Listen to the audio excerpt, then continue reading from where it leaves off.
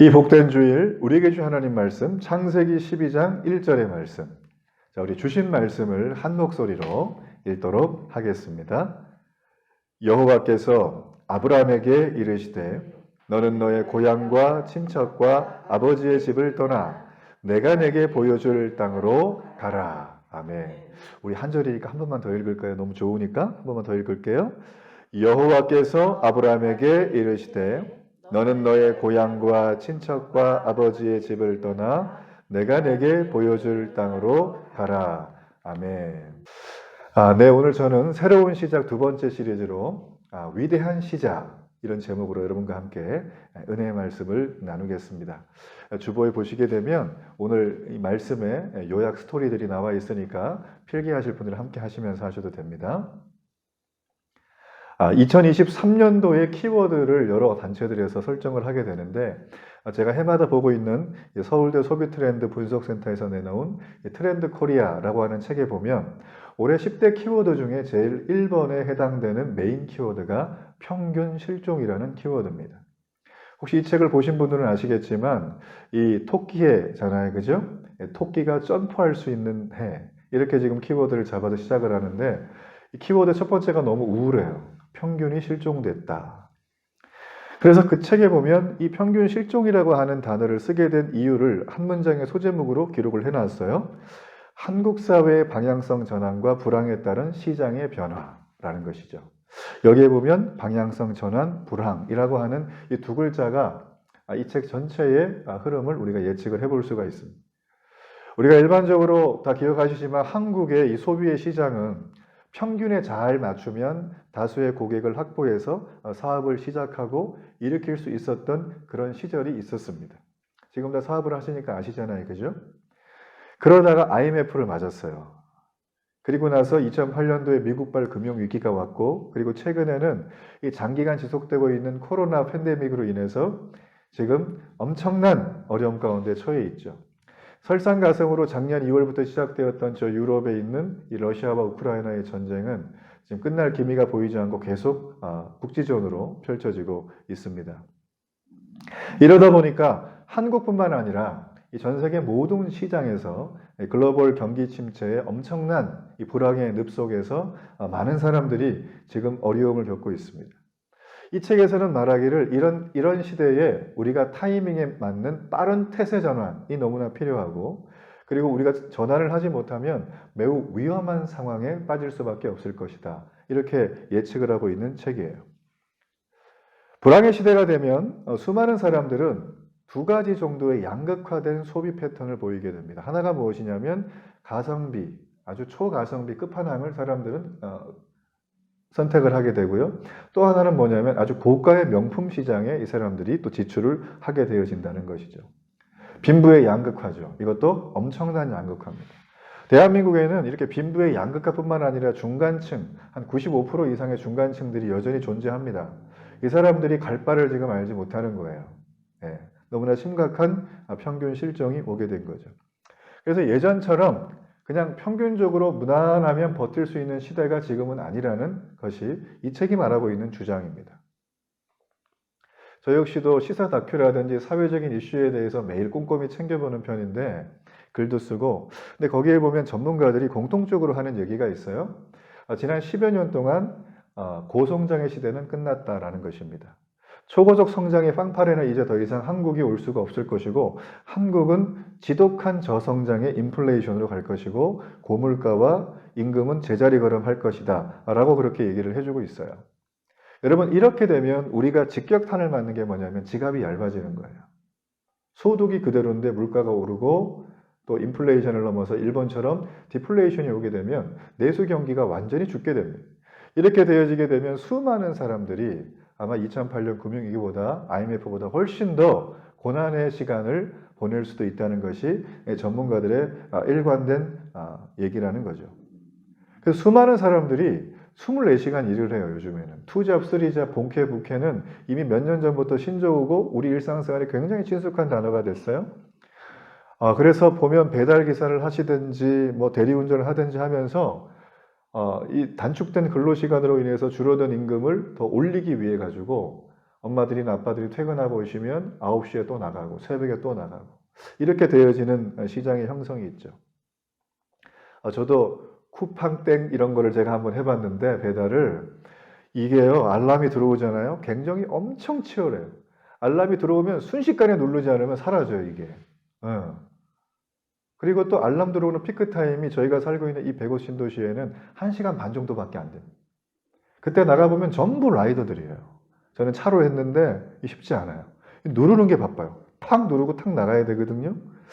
그래서 오늘 이렇게 저희 주변에도 이렇게 보면은 지금은 좀 추워져서 별로 없지만 전기 자전거나 이 오토바이를 타고 배달하시는 남자분뿐만 아니라 여자분들이 굉장히 많습니다. 긴 머리 휘날리면서 막 다녀요. 예, 피자 막 픽업 해가지고 가시고 저희 교회 앞에 골목에 여기 상권이 많잖아요. 굉장히 많이 오세요.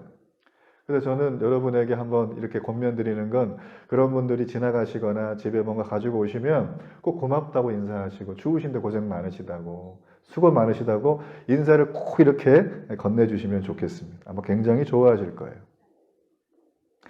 제가 지금까지 말씀드린 건 우울한 시대상을 말씀드리려고 말씀드린 게 아닙니다. 우리는 지금까지 살아왔던 관성의 경험에 의해서 평균적으로 이만하면 살만할 것이다 라고 생각했던 그런 현실이 깨어진 시대에 이미 진입하고 살고 있다는 것을 제가 여러분에게 보여주는 거예요. 어떤 도전과 시련이 안개 같은 미래 속에서 우리를 기다릴지 아무도 모르는 이런 상황 속에 마치 갈 곳을 모르고 그냥 떠나는 정처 없는 미지의 땅을 나아가는 개척자의 심정으로 우리는 지금 올 한 해를 또 내년을 계속적으로 살아가야 된다는 거죠. 오늘 읽었던 창세기의 주인공인 이 아브라함 역시 이와 비슷한 인생의 경로를 우리에게 보여줍니다. 이분도 우리처럼 평균 실종의 위기를 만났고 그 위기를 적극적으로 잘 해결해 가면서 위대한 시작을 이룬 아주 극적인 얘기가 오늘 이 말씀 속에 담겨져 있어요. 저는 그래서 오늘 성경의 2930명의 인물들 중에 이 아브라함의 스토리를 통해서 위대한 시작의 메시지를 여러분이 발견할 수 있는 시간이 되면 좋겠습니다. 자, 우리 화면을 잠깐 좀 보여주실래요? 거기 보면 지도가 하나 있습니다. 자, 여기 지도에 보게 되어지면 이 아브라함이라고 하는 사람이 당시에 살았던 동네의 지도입니다, 이게. 그래서 보시면 페르시아만 있고 홍해가 있죠? 홍해는 수에즈 운하가 있고, 여기는 지금 이제 밑에는 사우디아라비아 이렇게 되어지는 곳이거든요. 저기는 이란, 이라크가 되어져 있는데, 이 아브라함은 3500년 전에 실제 있었던 사람이고요. 메소포타미아 문명, 소생딸 지역의 비옥한 토지지대의 끝지점에서 우르라고 하는 곳이 고향입니다. 고고학자들의 발굴에 의하면 이 우르라는 곳은 지금도 우리가 우리가 보면서도 굉장히 최신식 시설이라고 하는 것들이 굉장히 많이 발굴이 됐어요. 당시에 한 500명이 들어가는 대중 목욕탕이 발견이 됐고요. 이를 하기 위해서는 물을 끌어와야 되고 물을 데펴야 되고 또 거기에 맞는 수로를 만들어야 되는데 이거는 로마 때보다 훨씬 발전된 문명의 모습을 보여주고 있습니다. 그리고 이 당시에는 벌써 5층 이상의 건물이 있었어요. 거기 사람이 살았어요. 여기서 냉난방이라든지 여러 가지 뭐 이렇게 다 이거를 해결했다는 것은 굉장히 발달된 기술을 살고 있었던 그런 동네라는 것이죠. 바로 이 동네가 아브라함이 그의 가족과 살았던 동네입니다. 오늘 말씀해 보면 하나님께서 아브라함이 75세 되었을 때 아브라함을 부르십니다. 이 갈대 우르라는 곳에서. 그런 다음에 오늘 말씀이 어떻게 말하시냐면 내가 내게 보여줄 땅으로 가라. 가본 땅이 아니라 보여줄 땅이라는 거예요. 근데 땅 이름을 말씀 안 하세요. 이 하나님께서. 지금 여기 보게 되어지면 이런 얘기를 하면서 지금 얘기를 하고 있습니다. 그런데 이 아브라함이 살았던 갈대아 우르는 어떤 땅이냐면 여러분 바벨탑 아십니까? 아시죠? 예. 지구라트라고 지금도 함무라비 법전에 보면 당시에 기록이 있고 지그라트의 유적이 지금 저 동네 가면 여전히 남아 있습니다. 곳곳마다. 그래서 이게 아마 바벨탑의 흔적이 아니었을까라고 수많은 사람들이 추측을 합니다. 이 바벨탑을 쌓았던 바벨론이 거기에는 하나님을 거역하는 옛날에 사람들이 다 살았어요. 바로 여기에 아브라함이 살았던 겁니다. 아브라함의 아버지 데라라고 하는 사람은 거기서 어떤 직업에 종사했냐면은 이 우상 신전에서 관련된 상품을 만들어서 팔았던, 그래서 부자가 되었던 사람이에요. 아브라함은 어릴 때부터 그것을 봐왔기 때문에 그런 환경에 굉장히 익숙하고 자기 아버지가 굉장히 부자였기 때문에 아마 지금쯤 준재벌급 정도의 아버지 밑에서 75년을 호의호식하면서 잘 살았을 거예요. 그냥 가만히 내버려 두면 아브라함의 인생은 그냥 뭐 평탄하게 별 걱정 없이 하고 싶은 거 다 하고 자아실현하면서 살 수 있었던 그런 사람입니다. 그러나 하나님은 그에게 말씀하세요. 너 고향과 심지어 아버지와 심지어 친척과 모든 것을 끊고 떠나라. 이렇게 말하는 것입니다. 당시의 평균 수명이 요즘보다 훨씬 길었기 때문에 한 75세라고 하면 되게 나이가 많아 보이잖아요. 지금은. 그렇지만 요즘으로 따지면 한 40대 초중반 정도 되는 나이라고 볼 수가 있어요. 지금 한국의 40대들 초중반의 나이가 어느 정도 나이일까요? 사회적으로 볼 때. 보통 직장에서 중간관리자급은 다 계시겠죠? 그리고 대한민국은 이미 평생 직장의 개념이 사라져 있기 때문에 이분들이 과장이나 부장으로 승진하고 몇 년 있으면 다 명퇴를 해야 돼요. 그래서 얼마 되지도 않는 이 퇴직금 받아들고 하루아침에 차가운 맹수들이 득실거리는 야국강식의 이 경제 세상으로 나와야 되는 거죠. 그래서 이분들이 나와가지고 이렇게 내몰리다 보니까 40대에 창업하셔가지고 대한민국의 고독사 1위의 연령층이 바로 50대입니다. 고생을 고생대로 하고 50대에 감당이 안 되는 분들이 너무나 많다는 거예요. 어떤 분이 자기가 40대에 은퇴를 하시고 작은 회사를 시작을 하셨는데 이분이 회사를 하면서 너무 적응이 안 된다는 거예요. 왜 그러냐면 예전에는 부하 직원들이 다 그냥 맡아서 하던 수많은 잡스러운 일들을 본인이 다 일일이 다 챙겨야 될 뿐만 아니라 옛날에는 거래처 가가지고 막 큰 돈도 팍팍 쓰고 그랬는데 지금은 사무실 관리비 몇만 원 아끼려고 버둥버둥 거리는 자기 자신을 보면서 너무 신세가 철학 맞다는 거예요. 네, 저도 여기 있으면 난방 잘 안 하거든요. 피장파장이라는 거죠. 그러니까 이분들이 그렇게 잘 나가시다가 갑자기 그렇게 되면서 이제 집에 가면은 애들이 막 커가니까 엄청나게 교육비도 많이 들고 또 생활비는 계속 오르고 또 부모님이 전화 와가지고 집에 기름 떨어졌다 그러면 또 이렇게 또 부모 부양도 해야 되고 하는 지금 대한민국의 40, 50대 베이비 부모 세대들은 저를 빼고 부모를 섬겨야 되는 마지막 세대고 자식에게 봉양을 받을 수 없는 첫 세대가 됐습니다. 그러니까 지금의 세대의 사람들은 너무나 힘이 든 거예요. 그래서 그분이 그래요. 자기가 어느 날 운전하면서 막 가는데 라디오에서 자기가 꿈 많던 학창시절에 들었던 팝송이 이렇게 탁 나오는데 나도 모르게 운전하는데 눈에 눈물이 저르르 흘러내리더라는 거예요. 이분이 감수성이 예민한 게 아니에요. 내 신세가 이러니까. 오늘의 주인공이었던 이 아브라함 역시 이 준재벌 집안의 아들로 편안히 지내던 자신의 고향 땅 갈대아 우르를 떠날 때 아마 이런 심정으로 대한민국의 40, 50대와 같이 살지 않았을까 저는 그런 생각이 들어요. 하나님의 말씀 한마디에 안정적인 기반을 뒤로 하고 미지의 땅으로 떠나는 이 아브라함의 도전 정신을 제가 가만히 묵상을 해보면 좀 볼 때마다 아주 경탄을 금할 수가 없어요. 저라면 힘들었을 것 같아요. 보시면 거리가 상당하잖아요. 그죠? 예, 이 가나안이 지금 이스라엘인데 약 1000km가 넘어요. 여기로 혼자 가는 것도 아니고 아버지 데리고 동생, 조카 데리고 막 데리고 막 가는 거기 때문에 옛날에는 집 떠나면 고생이 아니라 집 떠나면 그냥 죽을 수 있는 위험이 너무 많아요. 너무 많아요. 도적대도 많고.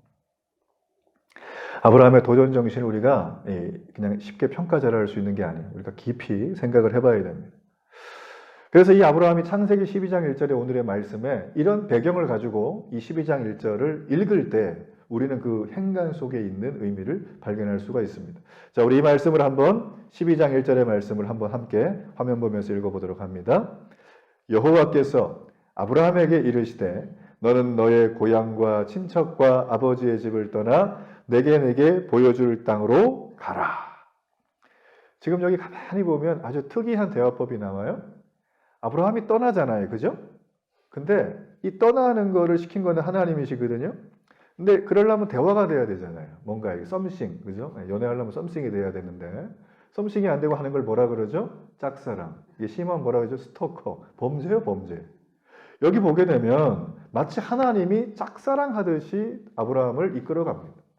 왜냐하면 아브라함이 하나님과 대화를 처음 시작한 게 아니라 하나님께서 아브라함에게 먼저 말씀을 던지는 거예요. 원래 관심 있는 사람이 말씀 던지죠? 똑같은 걸 지금 여기서 보여주고 있습니다. 그래서 아브라함은 이 상황이 어안이 벙벙했을 거예요.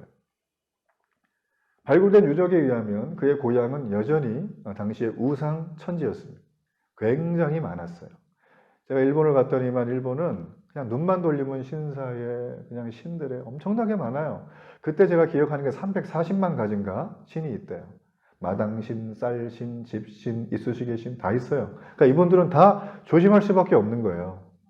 이 갈대아 우르에서도 아브라함은 우상 신전에 관련되어 있는 비즈니스를 했던 사람이기 때문에 이 비즈니스에서 본인은 영향을 굉장히 많이 받았을 것이다. 어느 날 갑자기 꿈에 하나님이 나타나가지고 아브라함아 그러면 신 중에 하나인가 보지 이럴 수도 있는데 이분이 지금 그 말씀을 들었고 그 들은 말씀을 가지고 세상에 1000km가 넘는 길을 죽을 수 있는 소위 말하면 죽음의 데스로드를 가는 거예요. 이 말도 안 되는 것입니다. 여러분에게 하나님이 찾아왔을 때는 어떠셨습니까? 무엇을 요구하셨습니까? 오늘 말씀을 들으면서 한번 잘 생각해 보시면 좋겠어요. 여러분, 아브라함은 그냥 죄인이었어요. 왜냐하면 아담의 핏줄이기 때문에. 우리도 죄인입니다. 그런데 하나님께서 순전히 하나님의 전적인 의도로 하나님이 아브라함을 선택하시고 하나님이 아브라함과 교제의 문을 확 여신 거예요. 여러분, 그래서 기독교에서 말하는 구원은 다른 종교의 구원과는 전혀 다릅니다.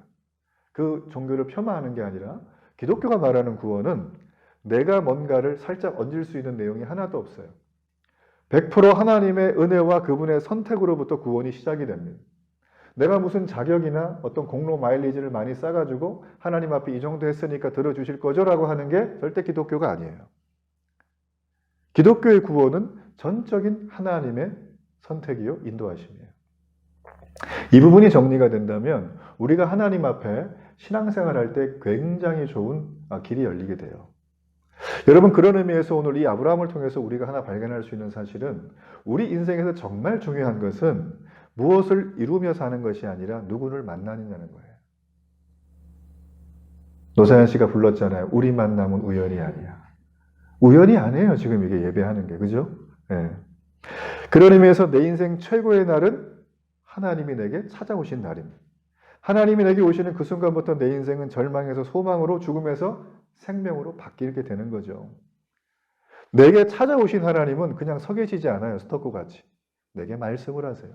아브라함처럼 내가 내게 보여줄 땅으로 가라라는 거예요. 그리고 하나님의 말씀이 내게 임하면 그때부터 나는 믿음의 여정이 시작이 되는 것이죠. 우리 로마서 10장 17절의 말씀을 한 번 더 보도록 하겠습니다. 믿음은 들음에서 나며 들음은 그리스도의 말씀으로 말미암았느니라. 자, 이 로마서 말씀에 보면 믿음은 들음에서 나고 들음은 그리스도의 말씀으로 말미암았다. 여러분, 제가 예수님을 처음 믿고 나서 너무 좋았어요. 그래서 너무 좋으니까 맨날 교회를 갔어요. 교회를 맨날 가가지고 예배를 드리는데 새벽 예배, 수요 예배, 금요철야, 주일 예배, 주일 오후 예배를 드렸는데 또 드리고 싶은 거예요. 그래가지고 제가 물어봤어요. 예배가 더 없냐? 그랬더니 예배는 없는데 그러면서 있대요, 하나가. 뭔가 그랬더니 구역 예배. 그래가지고 거기가 이제 지방회를 갖고 이렇게 지방회에서 모이는 연합 예배가 또 있어요. 그 교회에. 그래서 지방의 예배도 제가 쫓아다니고 구역 예배도 드리고. 그러니까 뭐 저는 그때 아주 예배에 신들린 사람이었어, 완전히. 예배만 가면 좋은 거예요. 왜냐하면 숨이 막 쉬어지는 거예요, 예배를 드리면. 인생 그 어디에서도 제가 발견하지 못했던 소위 말하면 공기청정기 같은 그런 아주 산뜻한 메시지가 내 뇌와 심장을 관통하면 제가 그렇게 기쁜 거예요.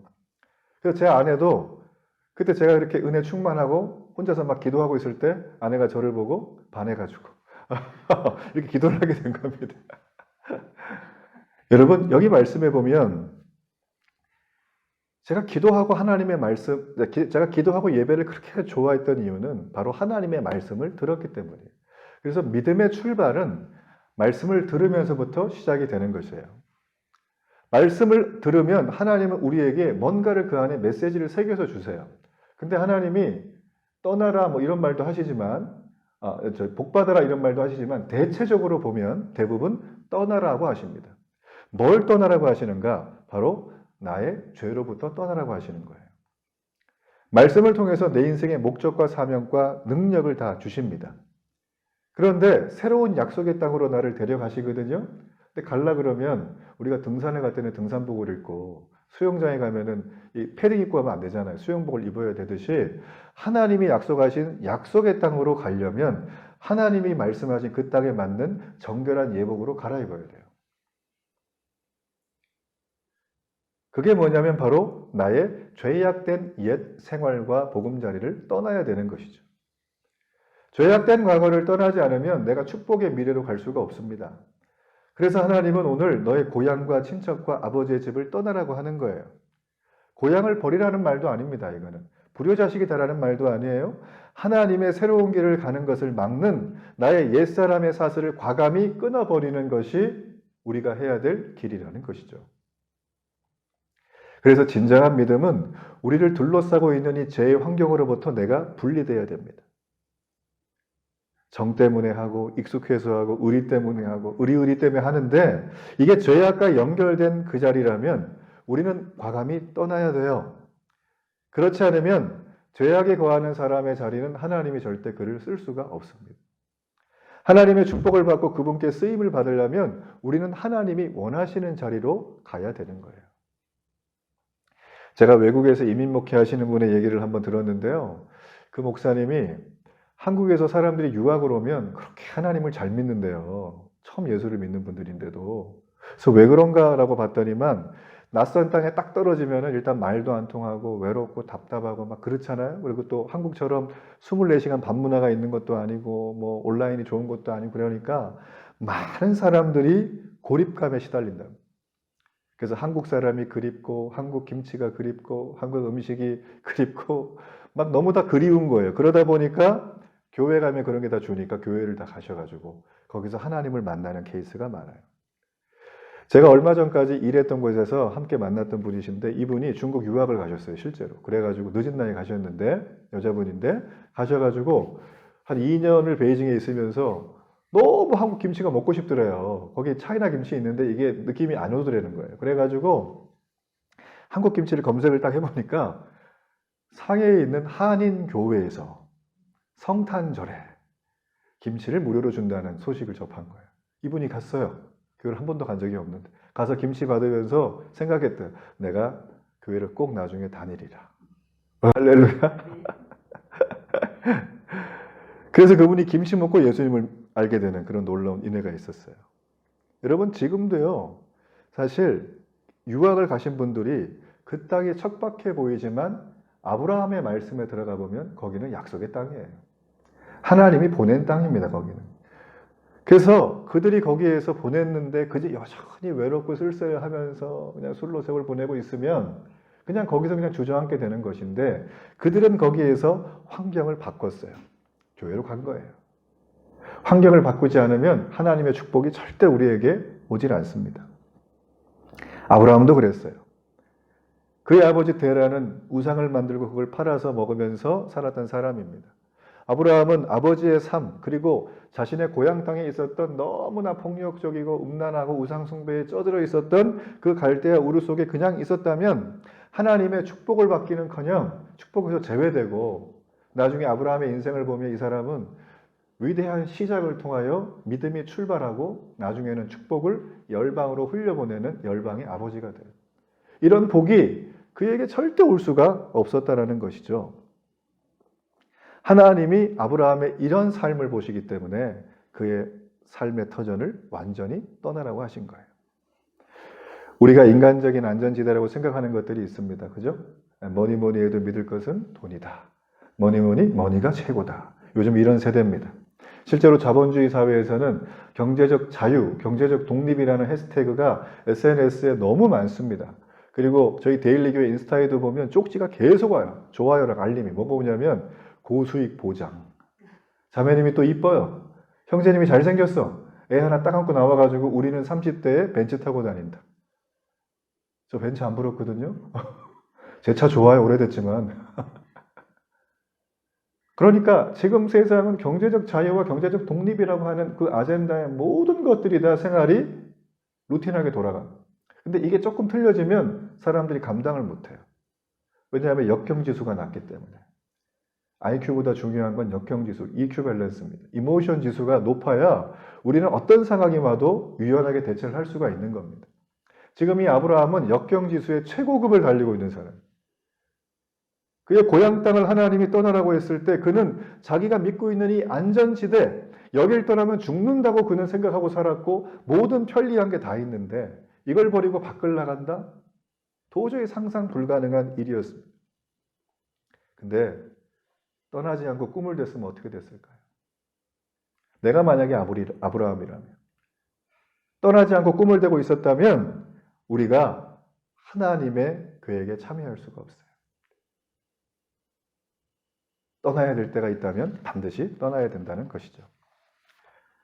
그래서 하나님이 내가 내게 보여줄 땅으로 가라라고 한 이 명령은 너무나 황당한 내용이라고 우리는 볼 수밖에 없어요. 보여준 땅도 아니고 보여줄 땅으로 가라고 합니다. 요즘처럼 뭐 지도라든지 내비게이션이 있는 시대도 아니고 그야말로 히브리서 11장 8절에 보면 갈 바를 알지 못하고 떠나간 거예요.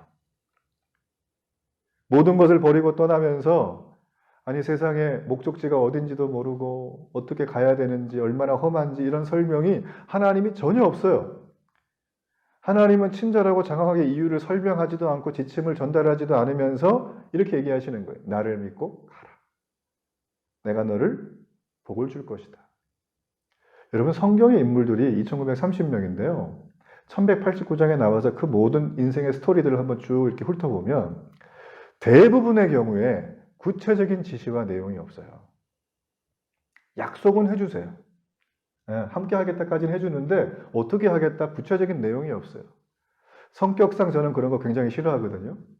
저는 좀 이렇게 전체 흐름을 막 머릿속에 다 넣고 있어야 돼요. 저는 주관계획을 항상 세웁니다. 그래서 뭘 어떻게 하고 어떻게 하고 어떻게 하고 우발적으로 하는 거 거의 별로 없어요. 근데 아브라함은 지금 뭔가 계획대로 살았던 삶인데 계획이 전혀 안 되지만 심지어는 여기 보면 설명도 하지 않은 그 하나님의 말씀을 들었는데 순종을 해요. 가는 거죠. 언제 어디로 왜 가는지도 모르는 그 상태 속에서 아브라함은 하나님의 명령에 순종하고 있습니다.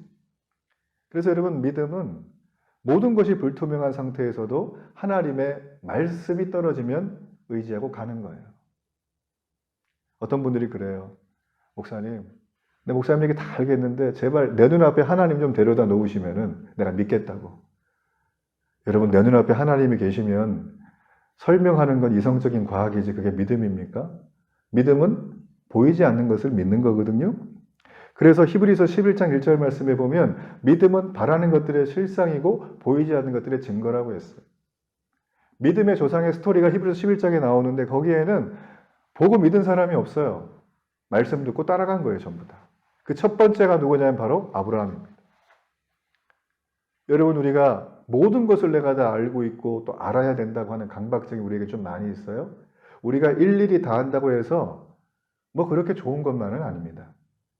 가령 예를 한번 들어보면 우리가 외국 갈 때 비행기 타죠?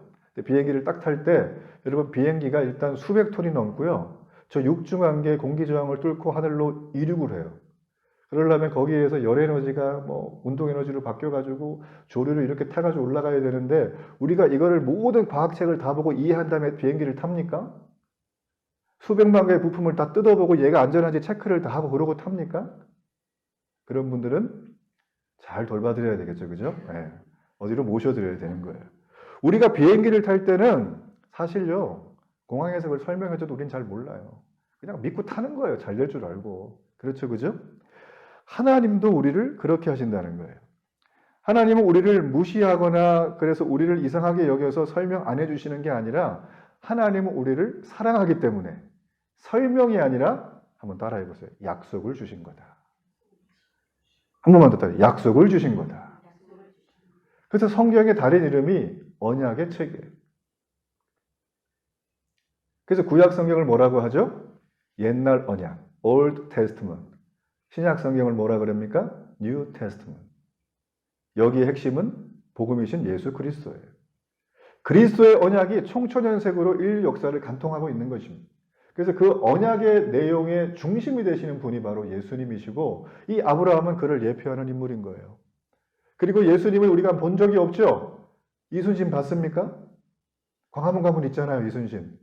명랑 1300만 대단한 블록버스터 아니겠어요. 그러나 우리는 이순신을 본 적 없지만 믿어요. 왜냐하면 맨날 들었으니까.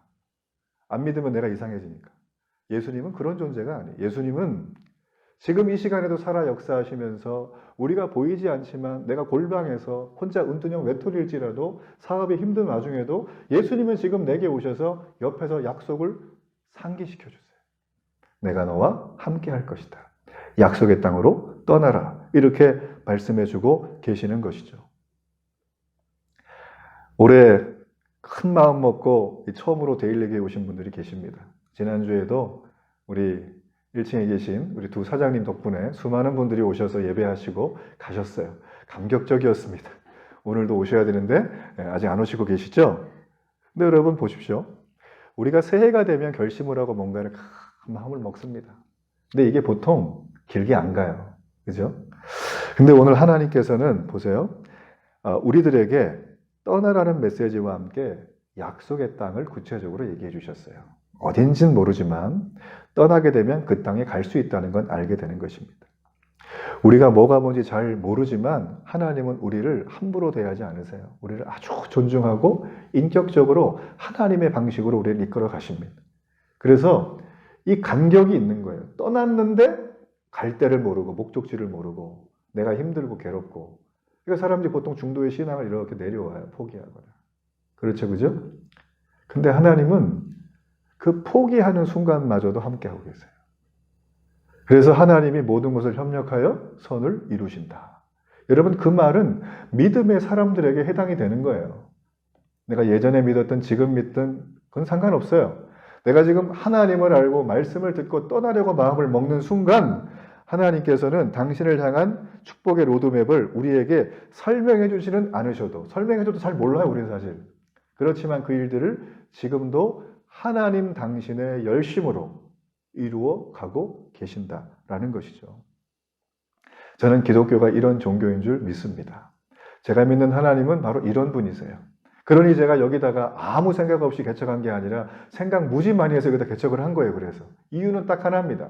하나님이 약속의 땅을 여기로 제게 주셨어요. 저는 이곳에서 제가 밖에 지금 작은 도서관도 써놨지만 교회 하나 성장시키려고 교회를 연 게 절대 아닙니다. 늘 말하지만 저는 이 동네 100곳에 사는 분들이 다 행복하면 좋겠어요. 잘 되시면 좋겠어요. 그리고 그분들의 삶에 막혀있는 모든 관계들이 다 열리면 좋겠어요. 사람이 아무리 정승판사를 해도 그죠? 자식이 속속이거나 관계가 깨져 있으면 얼마나 마음이 힘들어요. 그러니까 영과 육의 치료자는 이 땅에 있는 그 무엇이 아니라